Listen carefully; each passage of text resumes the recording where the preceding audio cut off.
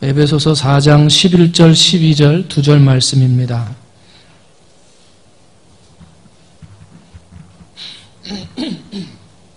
제가 가진 성경 신약 312페이지 에베소서 4장 11절 12절 다 찾으신 줄 알고 한 목소리로 함께 합니다. 시작.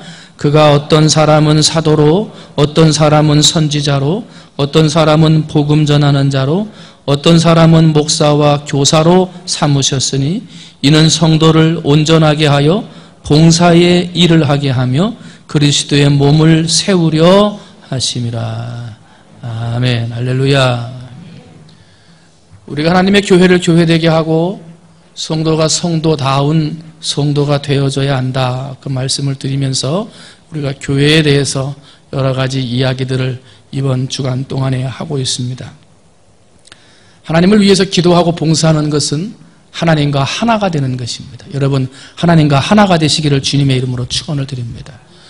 성경을 보게 되면 하나님과 하나가 된다 말을 할 때 우리의 몸으로서 비유를 말씀하시면서 말씀하시기를 우리는 하나님과 한 몸이다 그랬습니다. 한번 따라합니다. 우리는 하나님과 한 몸이다. 여러분, 나는 예수 그리스도와 한 몸이고 그 한 몸 되시고 머리 되신 주님을 위해서 일해야 할, 봉사해야 할 지체라는 것입니다. 내게 주어진 사명, 내게 주어진 지체로서의 해야 할 역할을 능동적으로 잘 감당할 때, 내게 주신 사명, 내가 몸을 이루기 위한 그 지체를 내게 주신 것을 잘 움직이고 손의 역할은 손의 역할로, 발의 역할은 발의 역할로, 눈의 역할은 눈의 역할로, 다리의 역할은 다리의 역할로 그 역할을 잘 감당할 때 그 몸이 건강한 몸, 즉 건강한 교회가 될 수 있다는 것입니다. 여러분, 열심히 예수 그리스도와 한 몸을 이루셔서 우리 교회를 하나님이 원하시는 건강한 교회로 만들어가는 여러분이 되시기를 주님의 이름으로 축원을 드립니다. 그런데 이 교회를 위해서 봉사하라 할 때 우리가 먼저 한 가지 좀 짚고 넘어가야 할 것이 있습니다. 그것은 뭐냐면 교회는 두 가지의 교회가 있습니다. 눈에 보이는 교회가 있고요, 눈에 보이지 않는 교회가 있습니다. 이 퀴리아칸이라는 헬라어가 있는데 이것은 주의 집이라고 해서 눈에 보이는 교회를 말합니다. 눈에 보이는 교회. 그래서 우리가 예배를 드리기 위해 사람들이 모이고 어떤 교회를 가지고 예배당을 가지고 있는 어떠한 공간적인 의미의 교회, 눈에 보이는 교회를 퀴리아칸이라고 하고요. 반면에 우리가 많이 들었던 에클레시아라고 하는 교회는 눈에 보이지 않는 교회입니다. 구원받은 사람들의 공동체. 그리고 성경은 또 한 가지의 눈에 보이지 않는 교회, 즉 내 몸이 하나님의 거룩한 성전이라고 이야기를 합니다. 그런데 우리 한국 교회에서는 교회, 충무중앙교회 그러면 눈에 보이지 않는 교회, 내가 하나님의 성전인 것, 그리고 내가 눈에 보이는 이 교회를 이루는 거룩한 지체라고 하는 사실은 조금 잊어버리고, 교회 그러면 눈에 보이는 교회만 깨끗하고 눈에 보이는 교회만 좋으면 되는 것으로 생각을 한다는 것입니다. 여러분, 눈에 보이는 교회도 좋아지고 깨끗해져야 하겠습니다만 그 교회에 모이는 거룩한 공동체, 성도로서 부름을 받고 하나님의 복음을 전해서 많은 생명을 살려야 하는 전도인의 사명으로 부름을 받은 여러분들도 하나님 앞에서 거룩한 교회, 거룩한 성도로서의 삶을 살아가는 여러분이 되시기를 주님의 이름으로 축원을 드립니다. 그래서 이 몸을 지체, 여러 가지의 지체, 성도들을 하나님께서 그 지체에 맞게 불렀다는 거지요. 하나님 앞에 봉사하고 사역을 하도록 불렀다. 그래서 부름받은 공동체가 교회고 그 부름받은 공동체 안에 있는 우리는 예수의 몸을 이루는 한 지체라는 거예요. 그 지체라고 말할 때 성경은 그 지체에게 은사를 주셨다고 이야기를 합니다. 손이 손으로서의 역할을 감당하고 눈이 눈으로서의 역할을 감당할 수 있도록 은사를 주셨다. 그래서 교회를 은사 공동체다라고 말하기도 합니다. 고린도전서 12장 1절에 형제들아, 신령한 것에 대하여 나는 너희가 알지 못하기를 원하지 아니한다 하고 말을 해요. 하나님이 선물을 주신다는 거예요. 신령한 은사를 주시는 건다는 거예요. 내가 하나님의 교회와 성전을 거룩하게 하고 깨끗하게 하고 건강한 교회를 만들려고자 할 때 하나님이 나에게 은사를 주신다는 거예요. 내게 주신 사명과 지체의 역할을 잘 감당할 수 있도록 힘을 주시기도 하시고 재능을 주시기도 하시면서 그 지체를 잘 감당하게 해야 한다는 거예요. 여러분, 하나님이 여러분에게 어떠한 지혜를 주시고 어떠한 은사를 주시든지 그 은사를 가지고 하나님의 교회를 세우는 일에 잘 사용하는 여러분이 되셔야 될 줄로 믿습니다. 고린도전서 12장 4절로 12절을 보면요, 은사에 대해서 이렇게 얘기를 해요. 은사는 여러 가지나 성령은 같고 직임은 여러 가지나 주는 같으며 또 사역은 여러 가지나 모든 것을 모든 사람 가운데서 이루시는 하나님은 같으니 각 사람에게 성령을 나타내심은 유익하게 하려 하심이라. 어떤 사람에게는 성령으로 말미암아 지혜의 말씀을, 어떤 사람에게는 같은 성령을 따라 지식의 말씀을, 다른 사람에게는 같은 성령으로 믿음을, 어떤 사람에게는 한 성령으로 병 고치는 은사를, 어떤 사람에게는 능력 행함을, 어떤 사람에게는 예언함을, 어떤 사람에게는 영들 분별함을, 다른 사람들에게는 각종 방언 말함을, 어떤 사람에게는 방언을 통역함을 주시나니 이 모든 일은 같은 한 성령이 행하사 그의 뜻대로 각 사람에게 나누어 주시는 것이니라. 몸은 하나인데 많은 지체가 있고 몸의 지체가 많으나 한 몸임과 같이 그리스도도 그러하니라. 다 하는 일이 다르고 하나님이 주시는 은사와 지체의 사명이 다 다르다는 거예요. 목양하는 사람, 관리하는 사람, 돌보는 사람, 격려하는 사람, 믿음의 사람, 병 고치는 사람, 예언하는 사람, 능력을 행하는 사람, 영들 분별하는 사람, 많은 하나님이 은사와 수많은 사역의 일들을 주신다는 거예요. 그 수많은 은사와 사역의 일들을 주신다는 것은 그만큼 다양한 사람들이 교회 안에 모여 있다는 것이고요. 그 다양한 사람들이 나에게 주신 은사를 가지고 하나님 앞에 잘 활용할 때 그 교회가 건강한 교회요, 봉사로서 승리하는 교회가 될 수 있다는 것입니다. 여러분, 어느 자리에 있든지 내게 주신 하나님의 은사가 무엇인가 바로 알아서 그 은사를 가지고 하나님 앞에 영광 돌려야 될 줄로 믿습니다. 그런데요, 이렇게 함께 우리가 하나가 돼서 내 지체요, 내 사명을 잘 감당해서 내게 주신 봉사의 사역을 잘 감당해야 하는 근본적인 이유가 오늘 본문 말씀에 나와 있습니다. 말씀을 봤더니 어떤 사람은 사도로, 선지자로, 복음 전하는 자로, 목사와 교사로 삼으셨으니 그들을 그렇게 삼으신 이유가 성도를 온전하게 하고 봉사의 일을 하고 그 다음에 그리스도의 몸을 세우려 하심이라. 하나님이 왜 은사를 주시고 각양 은혜를 주시고 사람마다 다 다른 지체의 은사를 주시느냐? 그 모든 것을 통하여 무엇을 세운다? 그리스도를 세운다. 즉 몸된 교회를 세우기 위함이라는 거예요. 다양한 은사를 통해서 서로 돌보아주고 서로 섬겨주고 서로 봉사하면서 교회를 세워야 한다는 거예요. 때문에 여러분이 어느 자리에서 어떤 봉사를 하든 그 봉사를 통해서 우리 충무중앙교회를 아름답게 세워가는 여러분이 되셔야 될 줄로 믿습니다. 하나님이 어떤 은사를 주시고 어떤 은혜를 통해서 나에게 지체되어서 일하게 하시든지 그 일하는 자리에서 하나님의 교회를 세우는 역할을 감당할 때 그런 사람을 우리는 교회를 위해 봉사하는 사람이다, 이렇게 말합니다. 교회를 위해 봉사하는 사람이다. 그리스도의 몸을 세우기 위해서 어떤 사람은 사도로, 어떤 사람은 교사로, 어떤 사람은 전도자와 목사로 부른 거예요. 교회의 몸, 그리스도의 몸을 세우기 위해서. 직분이 있어요. 목사와 장로, 권사, 집사 이렇게 해서 직분도 있고 구역장, 구역 강사, 남전도회, 여전도회 이렇게 해가지고 다 직분들이 있고 직임들이 있습니다. 그 직분과 직임들은요, 어떤 높고 낮은 위치하는 상관이 없는 거예요. 그것은 하나님의 지체로서의 사명을 잘 감당하라고 하나님이 그냥 나누어 주신 것이고, 어느 직분을 받고 어떤 직임을 받아서 일을 하든지 그 일은 다 그리스도의 몸을 세우기 위함입니다. 주의 몸의 교회를, 몸된 교회를 세우는데 기여하라고 만드셨다는 거예요. 때문에 우리가 교회에서 교회를 위해 봉사한다 하는 말은 하나님이 내게 주신 그 직분과 직임에 감사하며 내게 주신 은사, 참 감사하다, 그것을 가지고 교회를 세우고 그리스도의 몸을 세울 때 앞장서 일하면 그런 사람을 보고 교회를 위해 봉사한다 하고 말하는 거예요. 여러분, 교회를 위해 봉사하는 여러분이 되시기를 주님의 이름으로 축원을 드립니다. 그러면 교회를 위해 봉사할 때 우리가 몇 가지를 좀 알고 봉사를 해야 할 것이 있습니다. 뭐냐면 첫 번째는요, 서로 존중하며 봉사해야 합니다. 한번 따라합니다. 서로 존중하며 봉사하자. 어떻게 해요? 서로 존중하며 봉사한다. 사람들을 만날 때 보면 우리는 사람들의 첫 인상을 보고 사람들을 구분을 해요. 저 사람은 나보다 나은 사람, 아니면 나보다 좀 못한 사람, 이렇게 평가를 해요.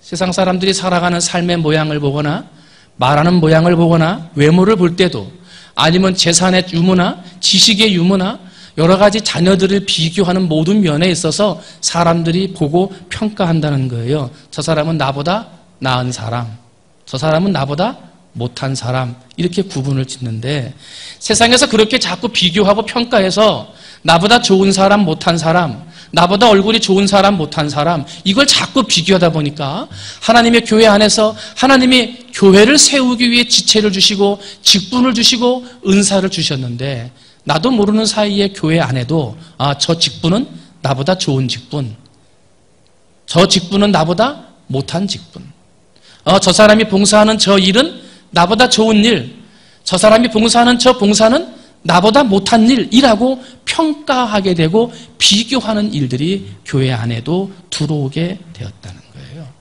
하나님이 주신 은사는 누가 더 큰 은사냐, 누가 더 좋은 은사냐, 그것을 가리라고 은사를 주시는 게 아니에요. 하나님이 주시는 은사는 서로 존중하고 서로 도와주라고 은사를 주시는 거예요.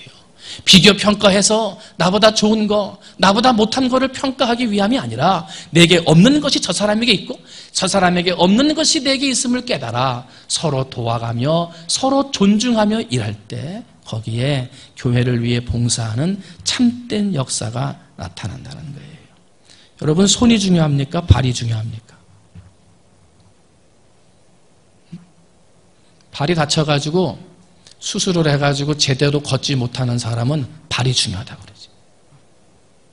왜? 발이 불편해 보니까 진짜 발이 중요한 걸 깨닫겠거든.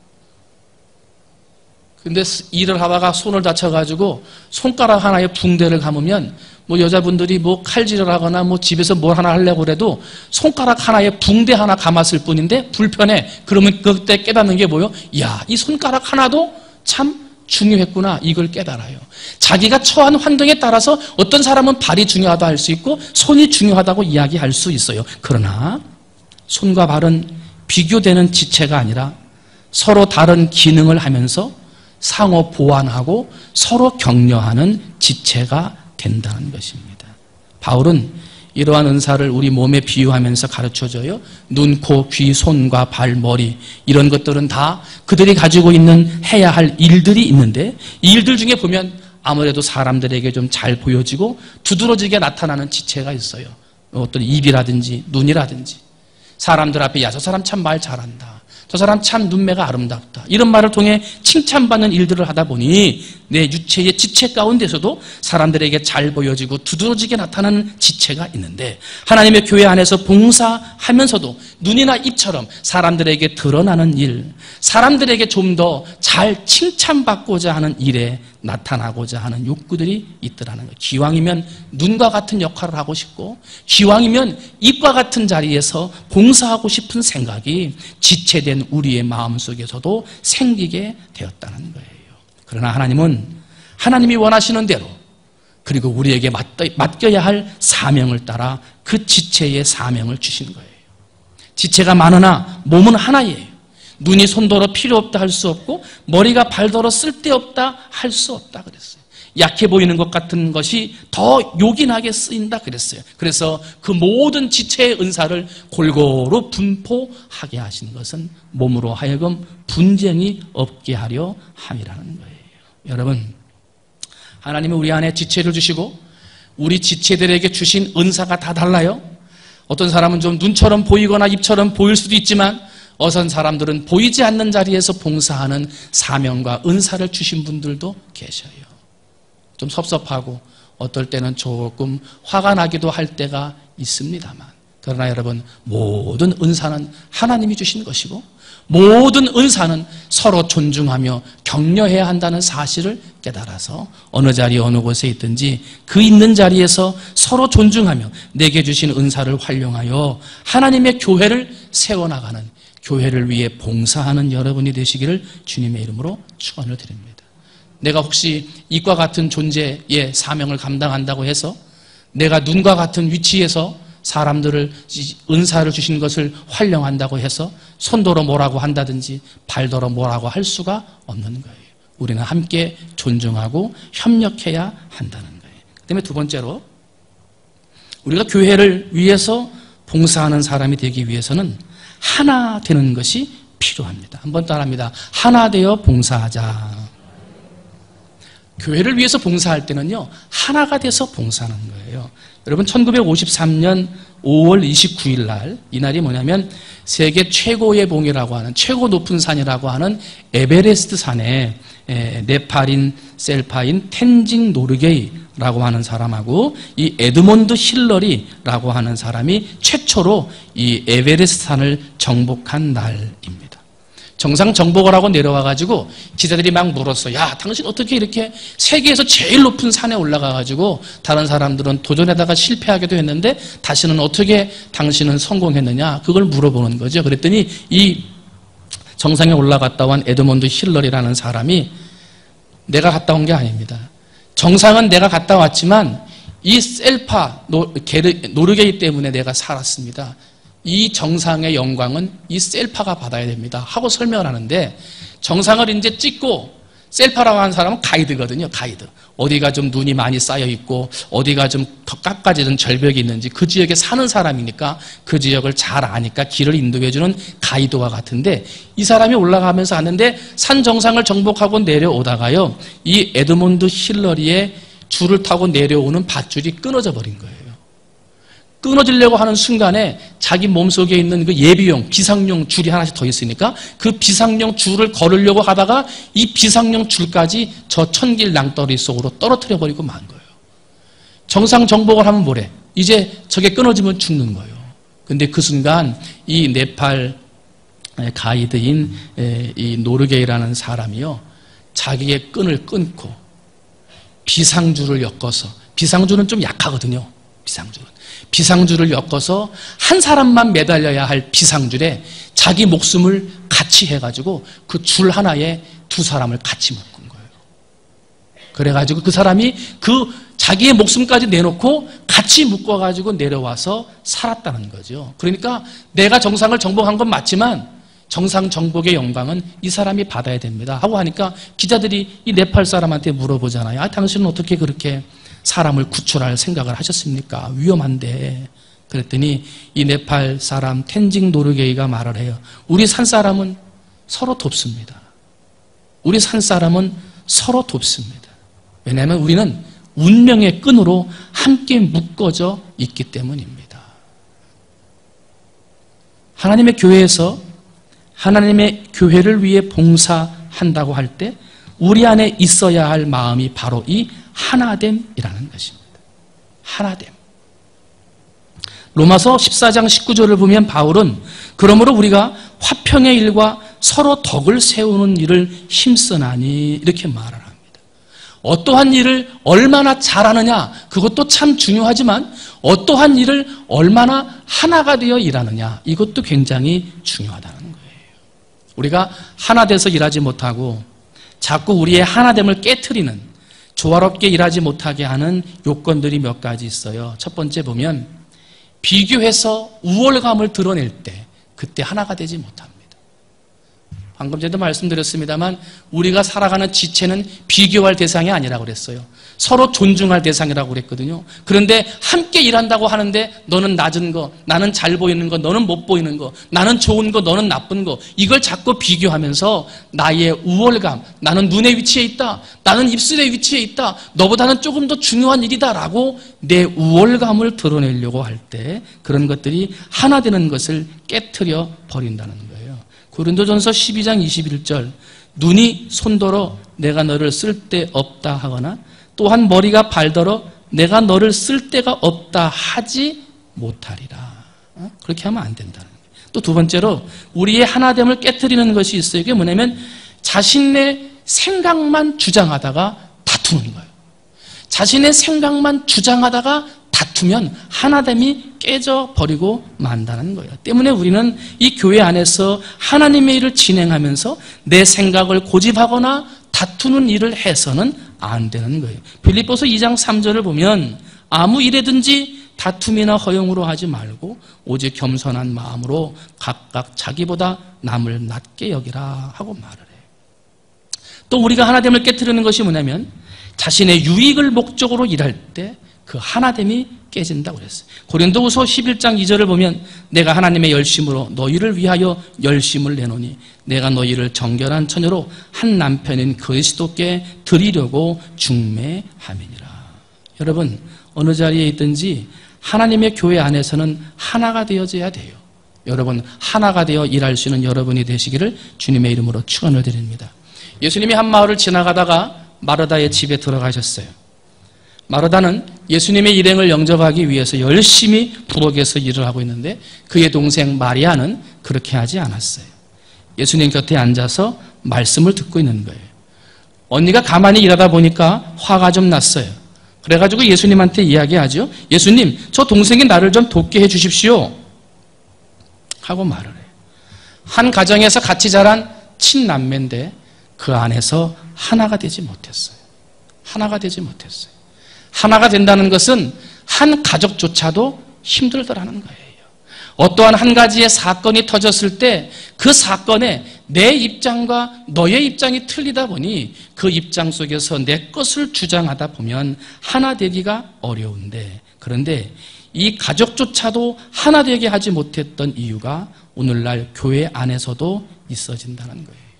생각이 틀리다고 해서 싸운다든지 생각과 의견이 다르다고 해서 싸운다든지 너하고 나하고 이해하는 방식이 다르다 해가지고 교회 안에서도 마음 상하고 시험에 빠지는 일들이 있게 되더라는 거예요. 그 이유가 뭐예요?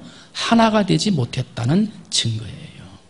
좋은 동기, 좋은 목적을 가지고 일을 하는데도 사소한 것으로 상처받고 마음에 괴로움을 준다. 이것은 아직 하나가 되지 못했구나 하는 증거라는 거예요. 일이 중요합니까? 사람이 중요합니까? 사람이 중요합니다. 일이 중요합니까? 사람의 마음이 중요합니까? 그 사람의 마음이 중요합니다. 일은 조금 늦게 해도 돼요. 그러나 사람을 살리는 게 먼저예요. 일은 조금 못해도 돼요. 그러나 사람의 마음에 기쁨을 주고 행복을 주는 일들을 해야 한다는 것입니다. 때문에 우리는 어떤 일을 하든지 마음이 하나 되어 일할 수 있어야 되는 거예요. 사랑하는 성도 여러분, 어느 자리에 있든지 하나님 앞에서 그 마음을 하나가 되어 일할 수 있는 여러분이 되시기를 주님의 이름으로 축원을 드립니다. 마지막 세 번째로 교회를 위해서 봉사하는 사람들이 되기 위해서는 분명한 목적을 가지고 봉사해야 합니다. 한번 따라합니다. 분명한 목적을 가지고 봉사하자. 제가 목회하던 전주 하립교회 옆에는요, 송천역 그리고 삼내역이라고 옛날 역전들이 있습니다. 그 역전에 가가지고 가끔 기차를 탈 때가 되면 이 역무원 검정색 모자를 쓰신 아저씨들이 빨간색, 파란색 깃발을 딱 들고 열차가 오기 전 10분 전이면 나와 계십니다. 그리고 철로를 한번 망치로 뚫겨보기도 하고 또 기차가 들어오나 안 들어오나 보고 사람들 좀 너무 가까이 오지 말라고 이렇게 하고 그다음에 이제 기차가 삥 하고 들어온단 말이에요. 그 기차가 들어오면 그 일이 다 끝난 줄 알았는데 가만히 봤더니 앞에서부터 걸어가면서 바퀴를 한번 이렇게 뚫겨보고 그 안에 어디도 한번 이렇게 뚫겨보더라고요. 바퀴가 잘못됐는지 나사가 빠졌는지 그걸 점검하는 거예요. 그분은 하는 일이 그거예요. 기차가 들어오기 전에 정리정돈하는 거, 그리고 그 기차의 안전수칙을 지키기 위해서 그것들을 다 한번 확인해 보는 게 그분의 일이에요. 우리는 하고 태어나는 순간 인생의 기차가 출발을 했습니다. 그 기차가 지금 계속 앞을 향해 달려가고 있는 거예요. 그런데 그 앞을 향해 달려갈 때마다 우리가 해야 할 일이 있어요. 그것은 나의 목적을 점검해 보는 거예요. 하나님이 나를 이 땅에 보내신 목적, 하나님이 나에게 전사를 주시고 하나님이 나에게 직분을 주시고 직임을 주신 그 목적을 한번 매번 확인해 보는 거예요. 관리인의 입장에 서서 하나님의 목적을 잘 이루고 가고 있는지, 내 기차가 어디 바퀴 하나가 빠져 있지는 않은지 나의 모습을 확인하고 점검해 보는 일들이 있어야 한다는 거예요. 왜? 목표가 분명하지 않으면 방황하는 거예요. 목표가 분명하지 않으면 일을 하는데 열매가 없는 거예요. 목표가 분명하지 않으면 그 인생을 낭비하는 것입니다. 때문에 지금 우리는 어디에 있느냐 이게 중요한 게 아니라 지금 어디를 향해 가고 있느냐 이게 더 중요한 거예요. 여러분 지금에 있는 자리에서 이만하면 안전하다, 편안하다, 쉴만하다 그런 자리에 여러분 안전하다고 생각하지 말고 여러분이 지금 가고 있는 삶의 방향은 하나님 앞에 인정받을 만한 삶의 방향, 칭찬받는 방향으로 가고 있는지 여러분 한 번 더 확인하고 체크해 볼 수 있는 여러분이 되시기를 주님의 이름으로 축원을 드립니다. 사도 바울은 뭐라고 그랬습니까? 내가 이미 얻었다 함도 아니고 온전히 이루었다 함도 아니라 오직 내가 그리스도 예수께 잡힌 바 된 그것을 잡으려고 쫓아가노라. 훌륭한 군인이 되려면 군율을 잘 지키며 전진해야 되고 대학에 들어가기 위해서는 들어갈 만한 공부의 성적을 이루기 위해 앞으로 전진해야 하는 것입니다. 교회 생활도 마찬가지입니다. 교회의 봉사도 분명한 목적이 있어야 됩니다. 교회의 분명한 목적은 영혼 구원이라고 그랬습니다. 성도를 부르신 분명한 목적도 많은 사람들을 옳은 대로 인도하기 위한 전도의 목적이라고 그랬습니다. 때문에 우리에게 지체를 주셔서 봉사하게 하고 직임을 주셔서 봉사하게 하고자 하는 하나님의 분명한 목적도 바로 생명을 살리는 데 있는 거예요. 오늘 본문에 나오는 사도 바울은 자기의 사역의 목표를 분명하게 이야기했습니다. 성도를 온전하게 하고 봉사의 일을 하고 그리스도의 몸을 세우려 함이니라.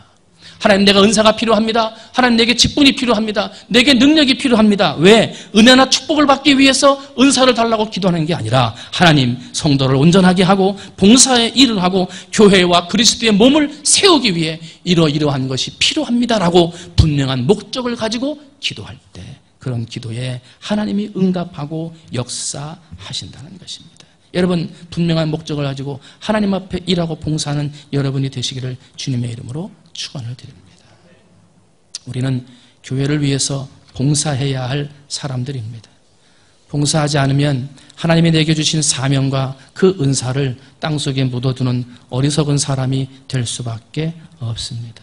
여러분 바라기는 이 자리에 머리 숙인 우리 사랑하는 성도님들이 하나님 앞에 기도할 때 하나님의 교회를 세우기 위해서 교회를 교회되게 하고 많은 생명을 옳은 대로 인도하기 위한 분명한 목적을 가지고 교회를 위해서 봉사할 수 있는 성도님들이 되시기를 주님의 이름으로 축원을 드립니다.